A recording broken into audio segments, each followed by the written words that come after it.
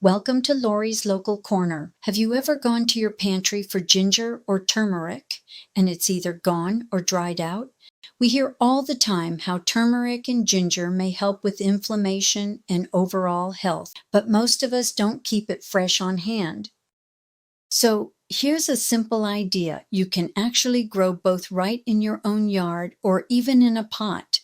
They're very similar plants, both grow underground as roots, and both love warm weather and a little shade.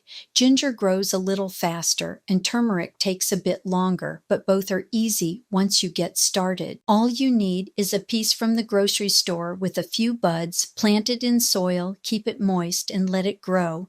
And when you grow it yourself, you know exactly what's going into it. No chemicals, no guesswork. If you plant them in pots, you can bring them inside during the winter so you can keep them growing year after year. The plants themselves are beautiful, but it's really the root that you're growing for, not the flowers. So instead of running out or throwing away expired spices, you have fresh ingredients right outside your door.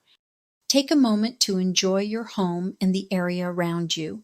When it's time to make a move, I'm here to help. I'm Lori Walker.